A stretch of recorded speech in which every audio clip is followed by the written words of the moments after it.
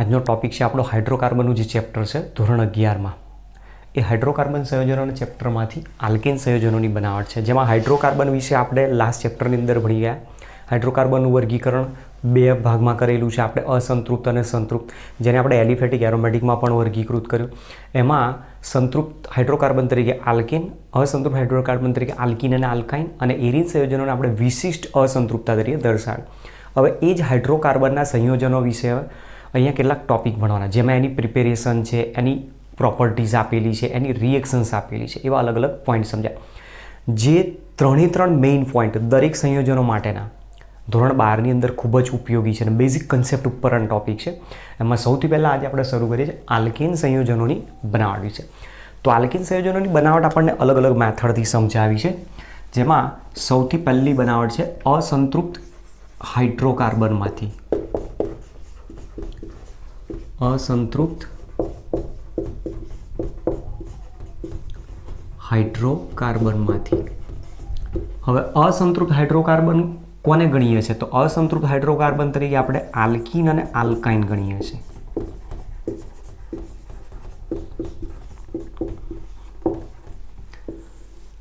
કે જેની અંદર ઓછામાં ઓછું એક દ્વિબંધ આપેલો હોય એને આપણે અસંતૃપ્ત હાઇડ્રોકાર્બન કહીએ.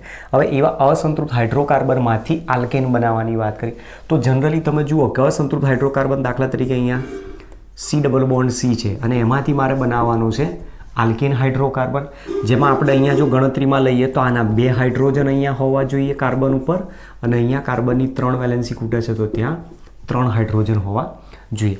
તો આની અંદર એવું કહેવા માંગે છે કે અસંતૃપ્ત હાઇડ્રોકાર્બનમાંથી પાઇબંધ દૂર કરો, પાઇબંધ દૂર કરીને એમાં હાઇડ્રોજન ઉમેરો, એટલે પ્રક્રિયા હાઇડ્રોજન ઉમેરાય છે અને હાઇડ્રોજન ઉમેરાતું હોવાથી અસંતૃપ્ત હાઇડ્રોકાર્બનમાંથી આલ્કેનની બનાવટ છે અને આપણે હાઇડ્રોજનેશનની પ્રક્રિયા તરીકે નામ આપીએ છીએ.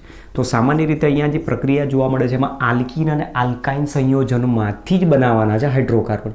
તો જનરલી ધારો કે આલ્કાઇન લીધો હોત તો એમાંથી પણ હાઇડ્રોકાર્બન આ રીતના બની શકે, જેમાં અહીંયા એક હાઇડ્રોજન હોય તો અહીંયા 3 હાઇડ્રોજન. તો હાઇડ્રોજન ઉમેરાય છે એટલા માટે આ પ્રક્રિયાને કહેવાય હાઇડ્રોજનેશન. તો અહીંયા શું સિદ્ધાંત કહેવા માંગે છે આપણે કે આલ્કીન અથવા આલ્કાઇન સંયોજનની હાઇડ્રોજનેશનની પ્રક્રિયા H2 અણુ સાથેની પ્રક્રિયા, H2 અણુ સાથે સીધી કોઈ દિવસ પ્રક્રિયા થાય નહીં. એના માટે તમારે કોઈક ચોક્કસ ઉદ્દીપકની જરૂર પડશે અને ઉદ્દીપકની હાજરીમાં પ્રક્રિયા થાય એટલા માટે આને ઉદ્દીપકીય હાઇડ્રોજનેશનની પ્રક્રિયા તરીકે પણ ઓળખવામાં આવે છે. ચલો તો શું કહેવા માંગે છે સમજીએ. જુઓ, આલ્કીન અથવા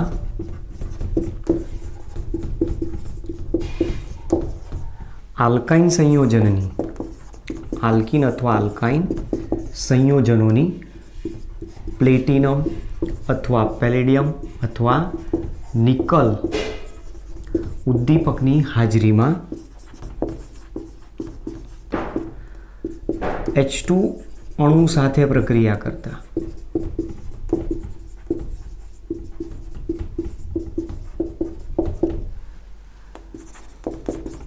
યોગશીલ નિપજ તરીકે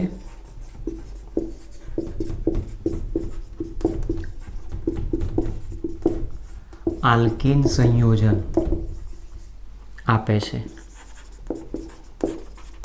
તો મતલબ આલ્કીન અથવા આલ્કાઇન આપેલો હશે, એની હાઇડ્રોજન સાથે પ્રક્રિયા ઉદ્દીપકની હાજરીમાં કરવામાં આવતી આલ્કીન અથવા તો આલ્કેન હાઇડ્રોકાર્બન સંયોજન આપે છે.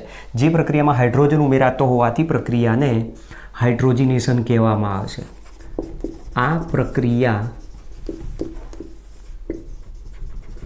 ઉદ્દીપકની હાજરીમાં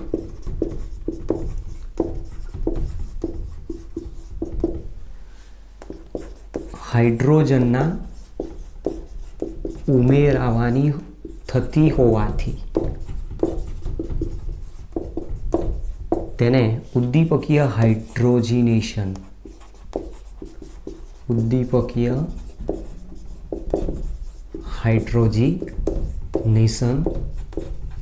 કહે છે. કારણ કે પ્રક્રિયામાં શું થાય છે? હાઇડ્રોજન ઉમેરાવું કહેવાય હાઇડ્રોજનેશન, હાઇડ્રોજન દૂર કેવું એટલે એને કહેવાય ડિહાઇડ્રોજનેશન.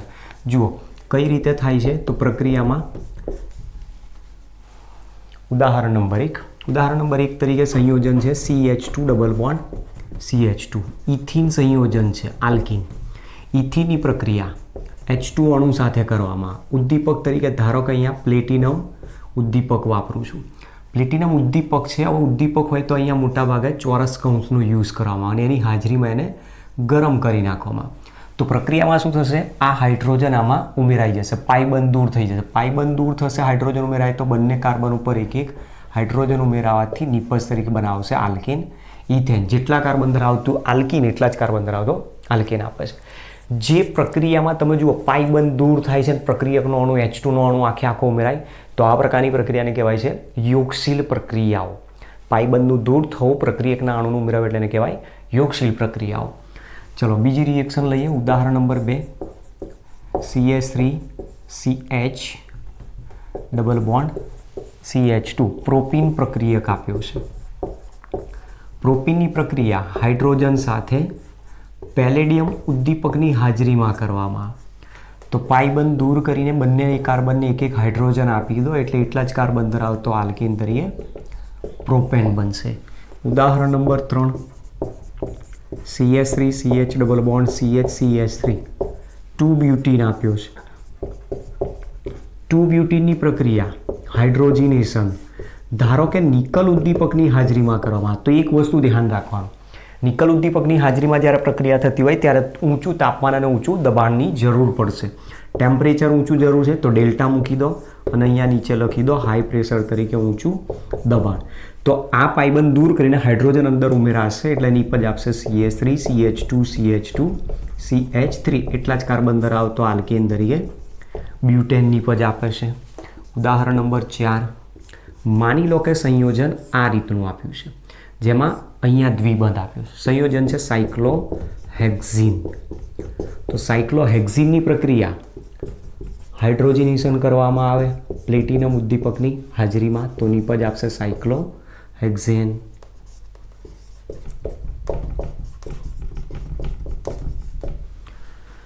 ઉદાહરણ નંબર 5, માની લો કે સંયોજન આ રીતે છે.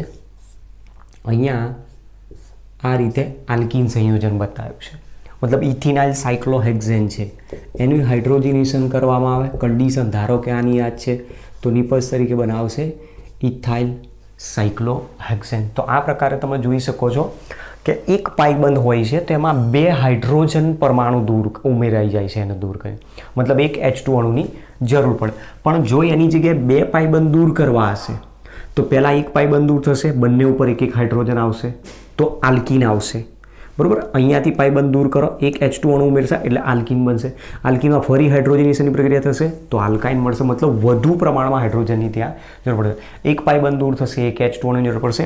2 પાઇબંધ દૂર થશે તો 2 H2 અણુની જરૂર પડશે. તો આ પ્રમાણે આપણી પાસે જે પ્રક્રિયા આપી આલ્કીન હાઇડ્રોકાર્બનમાંથી આલ્કીન હાઇડ્રોકાર્બનની બનાવટ આપીશ. બરાબર, એ ચક્રીય આલ્કેન પણ બનાવી શકાય છે આ રીતના. ચલો નોંધ કરો પહેલાં. ધારો કે આલ્કાઇન સંયોજન આપ્યું છે. આલ્કાઇન તરીકે પ્રથમ સંયોજન CH ટ્રિપલ બોન્ડ CH, જેને આપણે નામ આપીએ છીએ ઇથાઇન.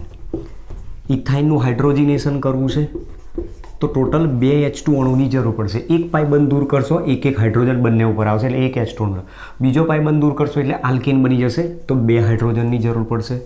અને જ્યારે આલ્કાઇન વાપરો ત્યારે મોસ્ટલી નિકલ દ્વારા મેક્સિમમ પ્રક્રિયા કરવામાં આવતી હોય. નિકલ ઉદ્દીપકની હાજરીમાં પ્રક્રિયા તો ઊંચું દબાણ જરૂર પડશે અને ઊંચા દબાણે જ્યારે પ્રક્રિયા કરવામાં આવે તો એટલા જ કાર્બન ધરાવતો આલ્કેન ઇથેન નિપજ આપશે. ઉદાહરણ નંબર 2, CH3C triple bond CH propyne. પ્રોપાઇનની પ્રક્રિયા હાઇડ્રોજિનેશન કન્ડિશન આની આ જ, તો નિપજ આપે છે CH3CH2 CH3 પ્રોપાઇનમાંથી પ્રોપેન. ઉદાહરણ number 3, CH3C triple bond CH સંયોજન આપેલું છે. નંબરિંગ અહીંયાથી સ્ટાર્ટ કરશો તો 3 મિથાઇલ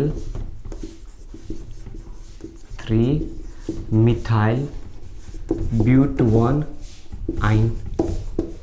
અને આની જ્યારે પ્રક્રિયા કરવામાં આવે કન્ડિશન આની આ જ, તો નિપજ આપે છે CH3 CH CH3 CH2 CH3 તો 2 મિથાઇલ બ્યુટેન પ્રકારની નિપજ આપે છે. ઉદાહરણ number 4 CH3 C triple bond CCH3 એની પણ પ્રક્રિયા હાઇડ્રોજનેશન. નિકલ ઉદ્દીપકની હાજરીમાં એને હીટ આપી દો, ઊંચું દબાણ, તો પ્રોડક્ટ આપશે યોક્સિલ નિપજ તરીકે CH3 CH2 CH2 CH3 મતલબ કે બ્યુટેન પ્રકારની નિપજ આપે છે. તો તમે જોઈ શકો છો આ પ્રમાણે આલ્કાઇન હાઇડ્રોકાર્બનનું હાઇડ્રોજનેશન કરી નાખવામાં આવે તો એના હાઇડ્રોજનેશન દ્વારા પણ આલ્કેન હાઇડ્રોકાર્બન નિપજ આપી શકાતી હોય છે. પણ જનરલી જ્યારે પાઈ બંધની સંખ્યા વધતી હોય ત્યારે મોટાભાગે નિકલ છે અથવા તો રેની નિકલ જે એલ્યુમિનિયમ અને નિકલની મિશ્ર ધાતુ છે એનો પણ ક્યારેક ઉપયોગ કરવામાં આવતો હોય છે. બનાવટ નંબર 2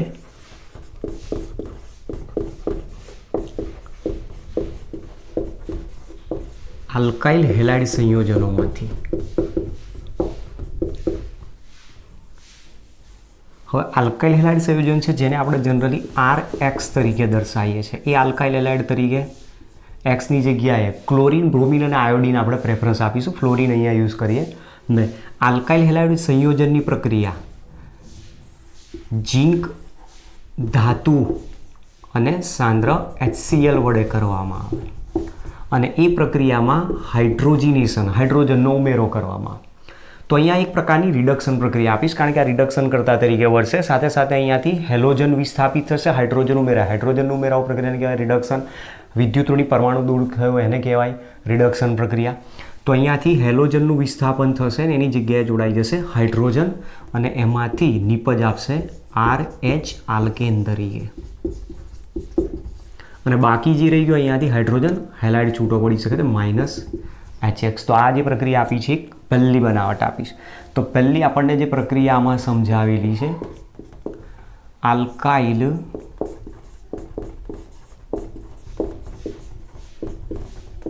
હેલાઇડની વિસ્થાપન પ્રક્રિયા દ્વારા.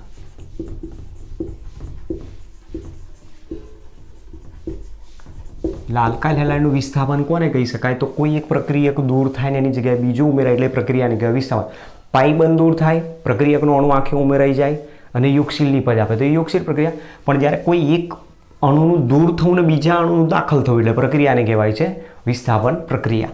ચલો એક્ઝામ્પલ પરથી સમજીએ. જુઓ ઉદાહરણ તરીકે ઉદાહરણ નંબર 1 સંયોજન આપ્યું છે ક્લોરોમિથેન CH3Cl. ક્લોરોમિથેન તો તમે જનરલ રિએક્શન ઉપરથી જોઈ શકો છો જેટલા કાર્બન ધરાવતો હેલો આલ્કેન હતો એટલા જ કાર્બન ધરાવતો આલ્કેન નિપજ આપે છે. તો પ્રક્રિયા H2 gives Zn solid concentrate HCl વડે પ્રક્રિયા કરવા. તો અહીંયાથી Cl માઇનસ દૂર થશે એની જગ્યાએ હાઇડ્રોજન એક ઉમેરાશે અને એટલા માટે નિપજ આપશે CH4 મિથેન. સાથે સાથે અહીંયાથી Cl - H પ્લસ દૂર થશે એટલે HCl દૂર થશે એટલે અહીંયા HCl હોવાથી આપણે HCl બતાવતા નથી. ઉદાહરણ નંબર 2 CH3CH2Br બ્રોમોઇથેન. બ્રોમોઇથેનની પ્રક્રિયા કન્ડિશન આની આ છે. તો અહીંયાથી Br - H પ્લસ દૂર થશે એટલે -HBr અને હાઇડ્રોજન અહીંયા દાખલ થઈ જશે બ્રોમિન દૂર કરીને તો નિપજ આપશે એટલા જ કાર્બન ધરાવતો આલ્કેન ઇથેન.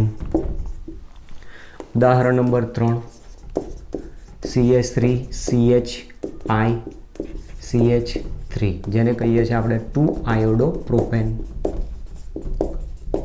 2-આયોડોપ્રોપેનનું હાઇડ્રોજનેશન કરવામાં આવે અથવા વિસ્થાપન પ્રક્રિયા ઝીંક ધાતુ કોન્સન્ટ્રેટ HCl વડે.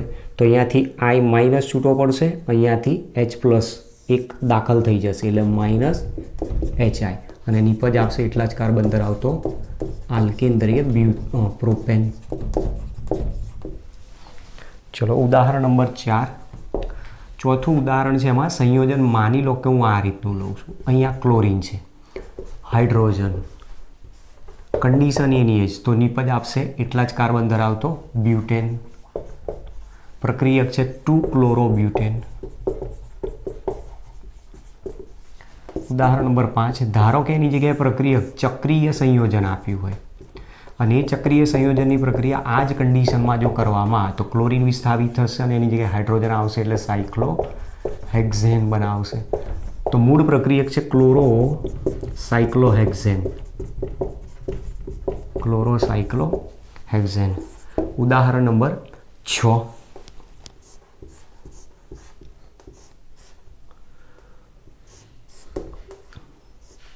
ધારો કે આ રીતનો પ્રક્રિયક છે અને એનું પણ આ જ કન્ડિશનમાં જો પ્રક્રિયા કરવામાં આવે તો ક્લોરીન વિસ્થાપિત થશે, એની જગ્યાએ આવી જશે હાઇડ્રોજન અને નિપજ જે આવશે નિપજ આ રીતની આવશે.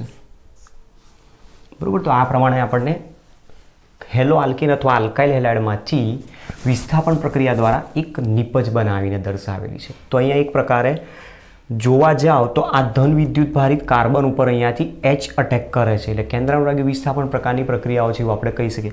કારણ વિસ્થાપન પ્રક્રિયામાં જે પ્રકારનો પ્રક્રિયકનો અણુ દૂર થતો હોય, નેગેટિવ તો સામે નેગેટિવ દાખલ થાય, પોઝિટિવ તો સામે પોઝિટિવ દાખલ થાય. તો આ Cl minus H plus ion અહીંયાથી દૂર થાય, Br minus H plus ion દૂર થાય એટલે HBr. તો જે H માઇનસ હશે ને એ અહીંયા અટેક કરીને જોડાતો હોય તો એ કેન્દ્રાનુરાગી તરીકે વર્તે. તો એક પ્રકારની કેન્દ્રાનુરાગી વિસ્થાપન પ્રક્રિયાઓ આપેલી છે એવું આપણે કહી શકીએ છીએ. બનાવટ છે વુર્જ પ્રક્રિયા દ્વારા.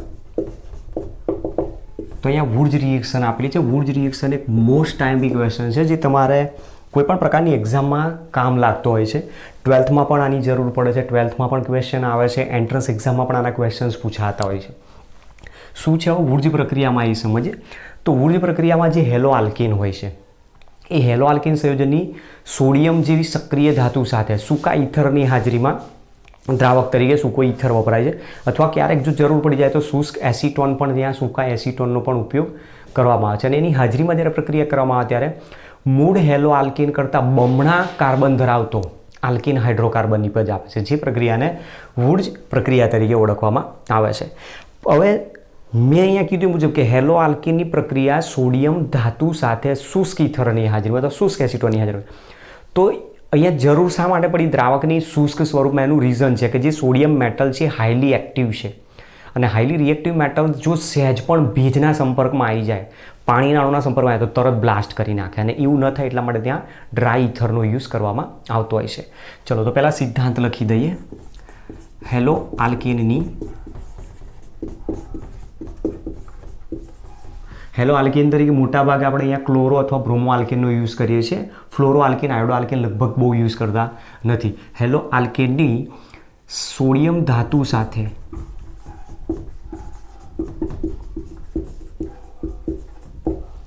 શુષ્ક ઈથરની હાજરીમાં અથવા શુષ્ક ઈથર જો અવેલેબલ ન હોય તો જ શુષ્ક એસિટોનનો ઉપયોગ કરવાનો છે. બાકી જરૂર હોય ત્યાં સુધી ઈથરનો યુઝ કરો. એના પાછળનું એક રીઝન પણ તમને કહી દો. ઈથર અને એસિટોન બંને કાર્બનિક દ્રાવક છે જેમાં એસિટોન ખૂબ ઉપયોગી દ્રાવક છે પરંતુ એનું કિંમત બહુ વધારે છે, જ્યારે ઈથર એકદમ ઇઝીલી અવેલેબલ અને સસ્તો છે એટલા માટે મોટાભાગે ઈથરનો યુઝ કરતા હોય છે. તો શુષ્ક ઈથરની હેલો આલ્કીનની સોડિયમ ધાતુ સાથે શુષ્ક ઈથરની હાજરીમાં પ્રક્રિયા કરતા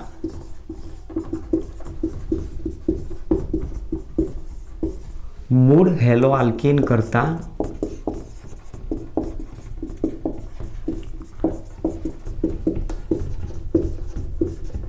બમણા કાર્બન ધરાવતો આલ્કીન નિપજ મળે છે. આ પ્રક્રિયાને વુર્જ પ્રક્રિયા કહે છે. તો તમારે ધ્યાન રાખવાનું, વુર્જ રિએક્શન ક્યારે ગણતરીમાં લેવાય? સોડિયમ ધાતુ આપેલી હોય ત્યારે. સોડિયમ ધાતુ સાથે જ્યારે હેલો આલ્કીનની પ્રક્રિયા થતી હોય તો વુર્જ રિએક્શન કહેવામાં. હવે આ જે વુર્જ પ્રક્રિયા છે સામાન્ય રીતે મુક્તમૂલક ક્રિયાવિધિ દ્વારા થતી હોય છે. મુક્તમૂલક વિસ્થાપન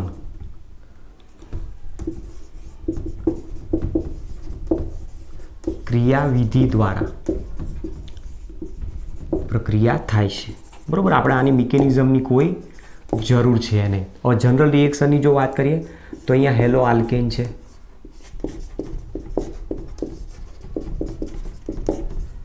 હેલો આલ્કેનની પ્રક્રિયા સોડિયમ ધાતુ સાથે ડ્રાય ઇથરની હાજરીમાં, શુષ્ક ઇથરની હાજરીમાં કરવા. તો અહીંયાથી હાઇડ્રોજનનું વિસ્થાપન હેલોજનનું વિસ્થાપન થાય છે અને જેટલા કાર્બન ધરાવતું અહીંયા હેલો આલ્કેન છે એના કરતાં બમણા કાર્બન, તો મતલબ આર આવો બમણા કાર્બન ધરાવતો આલ્કેન હાઇડ્રોકાર્બન તરીકે છૂટો પડે અને બાકી રહી ગયો એ ભાગ 2 એક્સ તરીકે છૂટો પડશે, કારણ કે અહીંયા આર 2 છે એટલે તમારે 2 મોલ કરવા પડશે. તો સોડિયમ પણ કેટલા મોલ? 2 મોલ વપરાય. તો આ પ્રકારની જે પ્રક્રિયા છે એ પ્રક્રિયાને વુર્જ પ્રક્રિયા કહે છે. ચલો એક્ઝામ્પલ સમજીએ. જુઓ ઉદાહરણ નંબર 1, CH3Cl સંયોજન આપ્યું છે ક્લોરોમિથેન. ક્લોરોમિથેનમાં એક કાર્બન છે, હેલોજન દૂર કરીને બમણા કરી નાખો કાર્બન, તો મતલબ ઇથેન નિપજ આવશે. તો 2 મોલ સોડિયમ ધાતુ સાથેની પ્રક્રિયા ડ્રાય ઇથર દ્રાવકની હાજરીમાં. તો અહીંયાથી NaCl છૂટો પાડી દો, -2 NaCl. તો બાકી રહે એમાંથી CH3CH3 ઇથેન નિપજ તરીકે આપશે. ઉદાહરણ નંબર 2, 2 મોલ CH3CH2Cl એની પ્રક્રિયા 2 મોલ સોડિયમ ધાતુ સાથે આ જ કન્ડિશનમાં કરવામાં આવે તો નિપજ બમણા કાર્બન ધરાવતી CH3CH2 બંધ અહીંયાથી તૂટશે. બરાબર, ધ્યાન રાખજો કઈ રીતે જોડવાનું છે. અહીંયાથી બંધ તૂટશે એટલે એક ભાગ CH3CH2 છે એને ઉલટાવીને પાછળ જોઈન્ટ કરી દો એટલે બીજો ભાગ જોઈન્ટ થશે અહીંયા CH2CH3. તો તમે જોઈ શકો છો બમણા કાર્બન ધરાવતો આલ્કેન બ્યુટેન મળે. પ્રક્રિયક હતો ક્લોરોઇથેન. ચલો ત્યાર પછી ઉદાહરણ નંબર 3, ત્રીજા ઉદાહરણમાં 2 mall CH3Br + 2Na dry ether. તો અહીંયાથી NaBr છૂટો પડી જશે, -2 NaBr અને બોન્ડ અહીંયાથી તૂટશે. તો પહેલાં આવો ને આવો ભાગ લખી દો ને એની પાછળ બીજો જોઈન્ટ કરી દો એટલે સંયોજન આવશે CH3CH3 CH3 હવે મૂળ સંયોજન શું છે તો જુઓ 2-બ્રોમોપ્રોપેન આપ્યો છે. 2-બ્રોમોપ્રોપેનની પ્રક્રિયા વુર્જ રિએક્શન કરવામાં આવે છે તો લાંબી શૃંખલા અહીંયા 4 કાર્બન આવી તો બ્યુટેન એમાં 2,3 ડાયમિથાઇલ છે તો 2,3 ડાયમિથાઇલ બ્યુટેન તરીકે નિપજ મળતી હોય છે. ચલો ત્યાર પછી ઉદાહરણ નંબર 4, 2 મોલ CH3CH અથવા તો પછી અહીંયા આને ગોઠવી દઉં છું ClCH2CH3. આ રીતે 2 મોલ પ્રક્રિયક વાપર્યો. એની પ્રક્રિયા 2 મોલ સોડિયમ ધાતુ સાથે. ચલો તો નિપજ અહીંયા શું મળશે? આ ક્લોરીનને હટાવી દો ને એવો ભાગ નીચે જોઈન્ટ કરી દો એટલે નિપજ આ રીતે આવશે CH3CH2CH3 અને આની નીચે એવો ભાગ બીજો જોઈન્ટ કરી દો CH2CH3CH3. તો સંયોજન મળે છે 3,4 ડાયમિથાઇલ હેક્ઝેન પ્રકારનું. બરાબર, તો આ પ્રમાણે આપણી પાસે પ્રક્રિયા આપી જે પ્રક્રિયા ડ્રાય ઇથરની હાજરીમાં સોડિયમ ધાતુ વડે કરવામાં આવે તો જે પ્રક્રિયા વુર્જ નામના સાયન્ટિસ્ટે શોધી હોવાથી એને વુર્જ રિએક્શન તરીકે ઓળખવામાં આવે છે.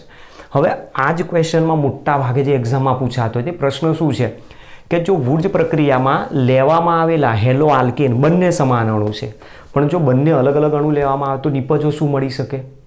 જેનો ક્વેશ્ચન તમારી NCERTમાં લખીને બતાવ્યો છે કે આ ક્વેશ્ચનનો આન્સર શું આવે. આપણે એનો આન્સર શોધવાનો છે. એનો આન્સર શોધીએ એના પહેલાં નોંધ કરો.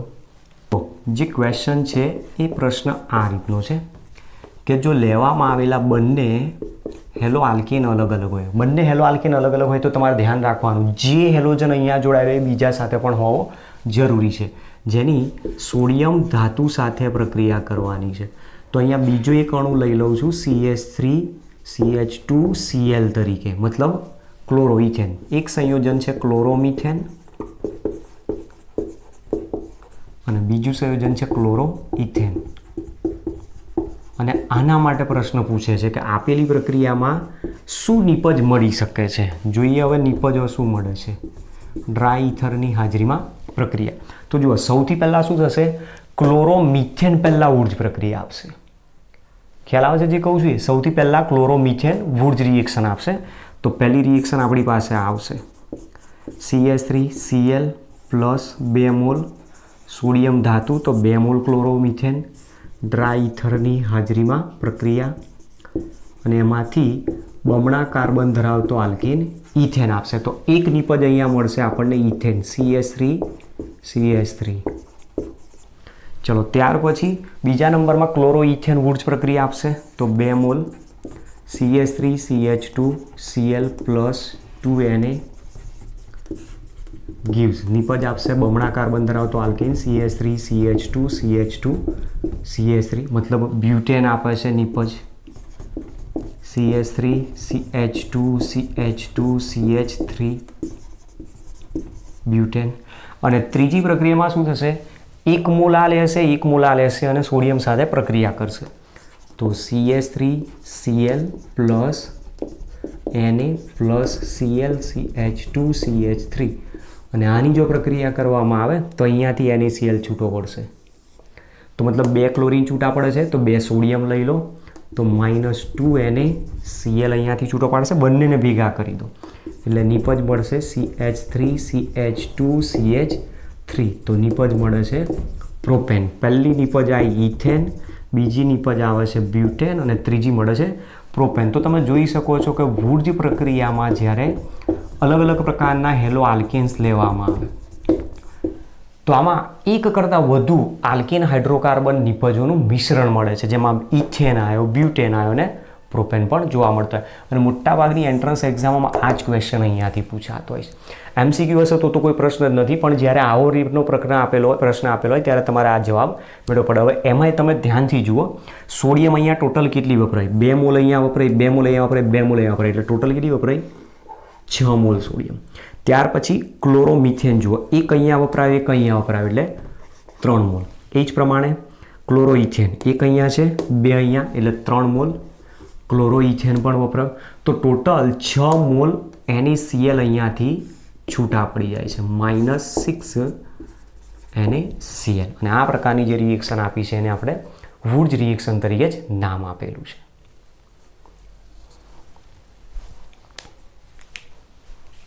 બનાવટમાં પદ્ધતિ નંબર 3, કાર્બોક્સિલિક એસિડ સંયોજનોમાંથી કાર્બોક્સિલિક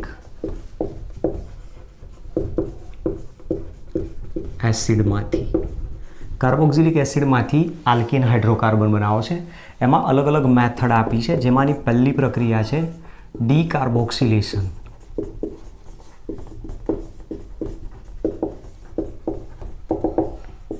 ડીકાર્બોક્સિલેશન કેમ નામ આપ્યું એનું પણ રીઝન છે. તમે જુઓ, પ્રક્રિયક છે કાર્બોક્સિલિક એસિડ RCOOH, અને એમાંથી બનાવવો છે મારે આલ્કેન હાઇડ્રોકાર્બન. તો આ CO2 અહીંયાથી દૂર કરી દો, હાઇડ્રોજન આને આપી દો એટલે સંયોજન બની જશે RH આલ્કેન હાઇડ્રોકાર્બન.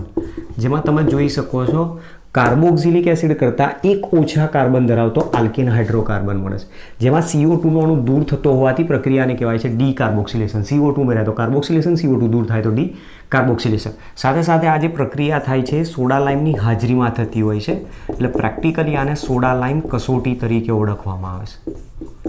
તો કદાચ પ્રશ્ન આ રીતે પણ પૂછી શકે, સોડા લાઇમ કસોટી વિશે સમજાવો. તો સોડા લાઇમ કસોટી કઈ રીતે આવે? સોડા લાઇમ કસોટીમાં તમારે જરૂર પડશે સોડા લાઇમની. સોડા લાઇમનું મિશ્રણ જરૂર પડશે. સોડા લાઇમ કોનું મિશ્રણ છે? તો સોડિયમ હાઇડ્રોક્સાઇડ અને કેલ્શિયમ ઓક્સાઇડનું 2:1 પ્રમાણ મિશ્રણ દર્શાવાતું હોય છે. એટલે 2 મોલ NaOH હોય તો 1 મોલ સામે કેલ્શિયમ ઓક્સાઇડ, જેમાંથી આ પ્રક્રિયામાં ભાગ લે છે અને આ એક ઉદ્દીપક તરીકે કામ કરતો હોય. અને સોડા લાઇમની હાજરીમાં જ ડીકાર્બોક્સિલેશન પ્રક્રિયા થાય છે, અને એટલા માટે એને સોડા લાઇમ કસોટી કહેવામાં આવે છે.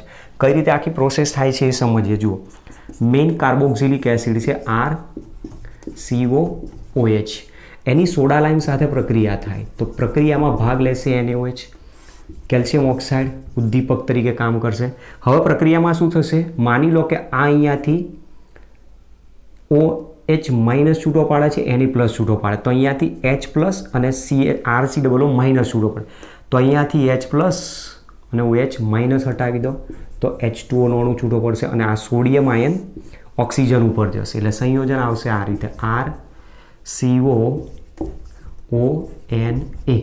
અહીંયા કાર્બોક્સિલિક એસિડ છે, આ કાર્બોક્સિલિક એસિડનો સોડિયમ ક્ષાર બન્યો. હવે જે કાર્બોક્સિલિક એસિડનો સોડિયમ ક્ષાર બન્યો એમાં તમે જુઓ સોડા લાઇમ સાથે તમે એને શું કરો છો? ગરમ કરો છો. મતલબ આને તમારે હીટ આપવાની છે. ગરમ કરશો એટલે એની અંદરથી પ્રક્રિયામાં સૌથી પહેલાં આ સંયોજન બનશે સોડિયમ ક્ષાર. એમાં એક NaOH વપરાય, હજુ એક બાકી છે, CO તો વપરાવાનો નથી. એટલે બીજો ફરીથી પ્રક્રિયામાં ભાગ લેશે. એટલે ફરીથી સોડા લાઇમ સાથે પ્રક્રિયા થાય અને ફરી તમે હજુ હીટ આપશો ફર્ધર. એટલે પ્રક્રિયામાં શું થશે? અહીંયાથી આટલો ભાગ છૂટો પડી જાય. તમે જુઓ અહીંયાથી શું છૂટો પડે છે? Na2CO3 અને આ હાઇડ્રોજન આની જોડે આવી જશે. એટલે અહીંયાથી છૂટો પડી જાય છે સંયોજન તરીકે આલ્કેન હાઇડ્રોકાર્બન વત્તા બાય પ્રોડક્ટ Na2CO3 છૂટો પડે છે. અને આ રીતની જે પ્રક્રિયા છે એમાં મૂળ કાર્બોક્સિલિક એસિડ કરતાં એક ઓછા કાર્બન ધરાવતો આલ્કેન હાઇડ્રોકાર્બન. તો CO2નું દૂર થયું એટલે પ્રક્રિયાને કહેવાય ડીકાર્બોક્સિલેશન. સોડા લાઇમની હાજરીમાં પ્રક્રિયા છે એટલા માટે કહેવાય છે અને સોડા લાઇમ કસોટી. ચલો એક્ઝામ્પલ પરથી સમજીએ. જુઓ ઉદાહરણ નંબર 1. પહેલું ઉદાહરણ છે CH3COOH જેને આપણે કહીએ છીએ એસિટિક એસિડ.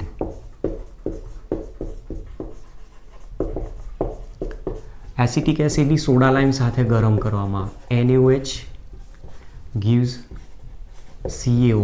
હીટ આપશો, H2O નો અણુ પહેલાં દૂર કરાવશે અને સોડિયમ આયન અહીંયા દાખલ થઈ જશે. સોડિયમ આયન દાખલ થશે એટલે સંયોજન આવશે CH3COONA.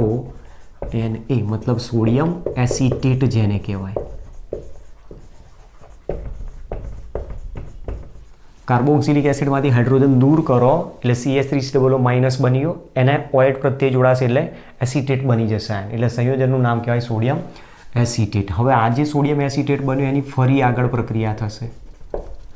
NaOH પ્લસ CaO ફરી હીટ આપો એટલે દૂર કરશે Na2CO3. તો આને અહીંયાથી હટાવી દો અને આનો હાઇડ્રોજન એને આપી દો એટલે એક ઓછા કાર્બન ધરાવતી નિપજ તરીકે મિથેન આલ્કેન હાઇડ્રોકાર્બન આપશે. તો CO2 અહીંયાથી દૂર કરી દો એટલે CH4 બની જશે.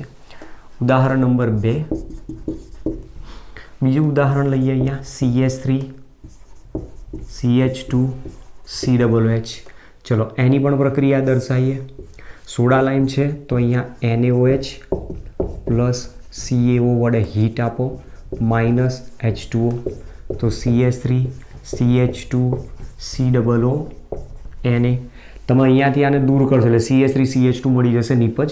ચલો હવે આની પ્રક્રિયા કરીએ આગળ. NaOH પ્લસ CaO હીટ આપો માઇનસ Na2CO3 અને આનો હાઇડ્રોજન આની ઉપર જશે એટલે નિપજ આપશે CH3. ઇથેન સંયોજન બનાવશે. તો પ્રોપેનોઇક એસિડ છે આપેલો, પ્રોપેનોઇક એસિડ અને એમાંથી નિપજ બનાવે છે એક ઓછા કાર્બન ધરાવતી ઇથેન સંયોજન. ચલો ત્યાર પછી ઉદાહરણ નંબર 3. ધારો કે અહીંયા બેન્ઝોઇક એસિડ લેવામાં આવ્યો છે. બેન્ઝોઇક એસિડની સોડા લાઇમ સાથે ગરમ કરાવે.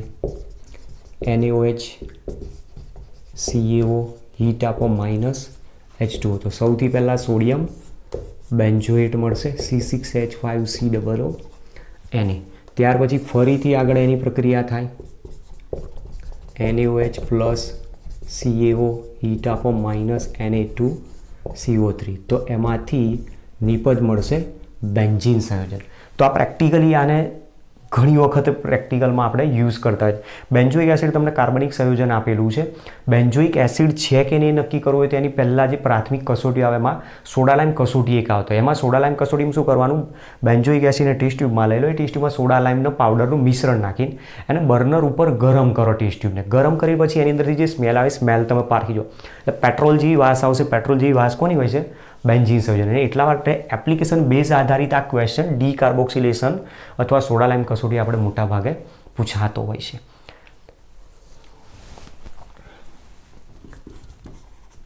ઉદાહરણ નંબર 4. હવે ધારો કે કાર્બોક્સિલિક એસિડ સંયોજન આ રીતનું આપ્યું છે CH3 CH COOH CH2 આ રીતનું સંયોજન તમને આપ્યું છે અને આની પ્રક્રિયાઓ મોટાભાગે આ રીતે જ લખતા હોય છે. અહીંયા ડાયરેક્ટ જ NaOH પ્લસ CaO અથવા સોડા લાઈમ લખેલું અને બીજી કન્ડિશન શું હશે ડેલ્ટા. હવે અહીંયા કશું જ કરવાનું નહીં, આપણે કશું દૂર નહીં કરવાનું. અહીંયાથી CO2 દૂર કરીને હાઇડ્રોજનને કાર્બનને આપી દો એટલે નિપજ બનાવી દેશે CH3CH2 CH2 CH3 બ્યુટેન. આ રીતની નિપજ બનાવતો હોય છે.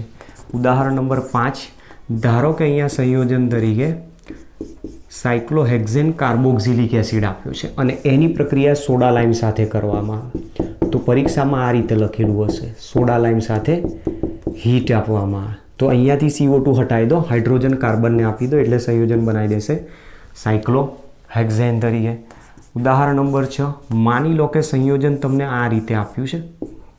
અહીંયા COOH છે જ ઓલરેડી અને અહીંયા OH ગ્રુપ આપેલું છે તો સોડા લાઈમ કોની સાથે પ્રક્રિયા આપશે? ખાલી COOH સાથે જ.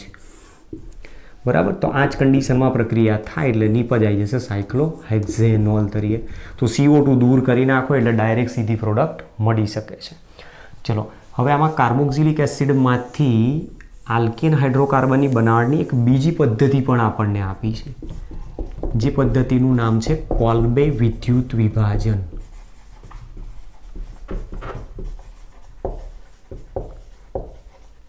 કોલ્બે વિદ્યુત વિભાજન દ્વારા દર્શાવેલું છે. મતલબ અહીંયા તમારે વિદ્યુત વિભાજન કરવાનું. કોનું વિદ્યુત વિભાજન કરવાનું?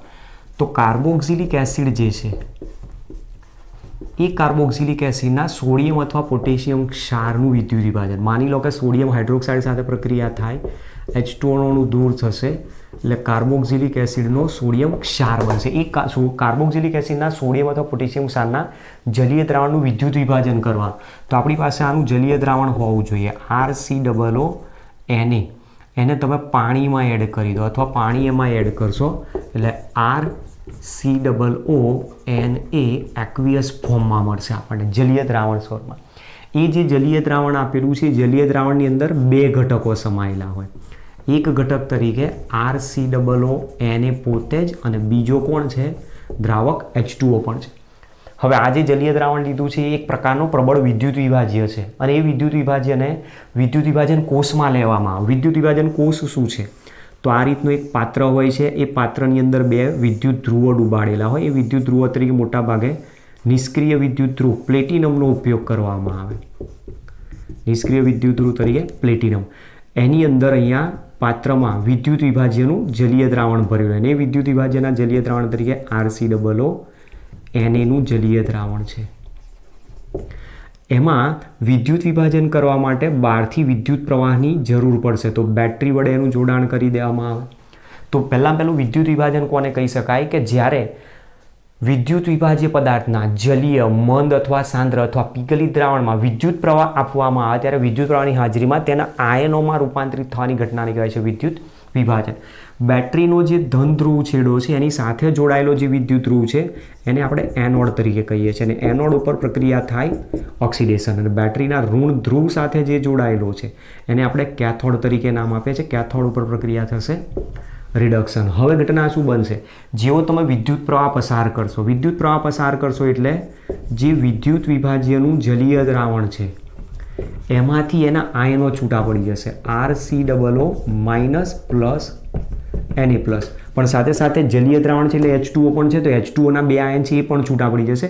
એમાંથી એક H પ્લસ આયન છૂટો પડે અને બીજો OH માઇનસ આયન છૂટો પડે. હવે ઘટના શું બનશે?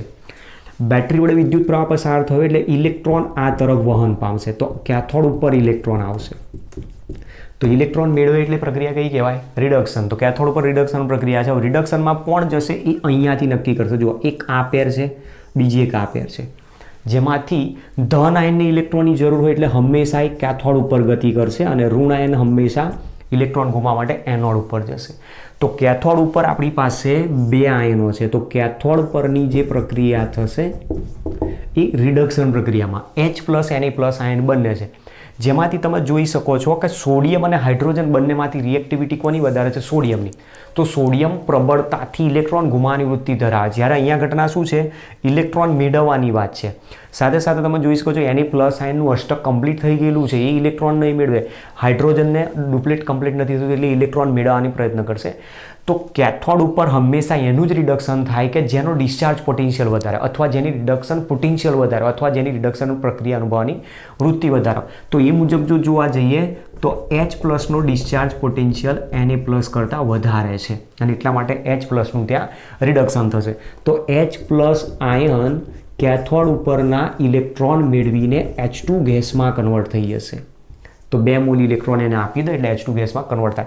જે મુજબ આપણી બુકની અંદર H2O આપેલા છે એ H2Oની પ્રક્રિયામાં 2 ઇલેક્ટ્રોન ઉમેરાય છે અને 2 OH- અને હાઇડ્રોજન ગેસ ઉત્પન્ન થાય છે. તો આપણો જે જવાબ છે મેઇન આ છે કે કેથોડ ઉપર હાઇડ્રોજન વાયુ ઉત્પન્ન થાય. એનોડ ઉપર પ્રક્રિયા કઈ રીતે થાય? તો એનોડ પર આ જે નેગેટિવ આયન છે એ બંને ગતિ કરશે. એમાંથી આનો ઓક્સિડેશન પોટેન્શિયલ વધારે છે અને એટલા માટે એનું ઓક્સિડેશન થશે. મતલબ ડિસ્ચાર્જ પોટેન્શિયલ આનો વધારે છે RCOO-નું. તો એનો ડિસ્ચાર્જ પોટેન્શિયલ વધારે હોવાથી રિએક્શન આ રીતે થશે. RC≡O અને O- છે. જેમાંથી આ પોતે અહીંયાથી 2 ઇલેક્ટ્રોન આને મેળવ્યા તો એ 2 ઇલેક્ટ્રોન ગુમાવતો હોવો જોઈએ. તો જો 2 ઇલેક્ટ્રોન ગુમાવતો ઇલેક્ટ્રોન કઈ રીતે ગુમાવશે? એમાંથી એક આયન 1 ઇલેક્ટ્રોન ગુમાવશે. તો બીજો એક આયન હશે એ પણ 1 ઇલેક્ટ્રોન ગુમાવશે અને બંને આયન 1 ઇલેક્ટ્રોન ગુમાવીને ઓક્સિજન ઉપર જે 3 પેર હતી એમાંથી એક અયુગ્મિત ઇલેક્ટ્રોન આ રીતે આવશે. તો આ રીતે એક પ્રકારે મુક્ત મૂલક બનાવે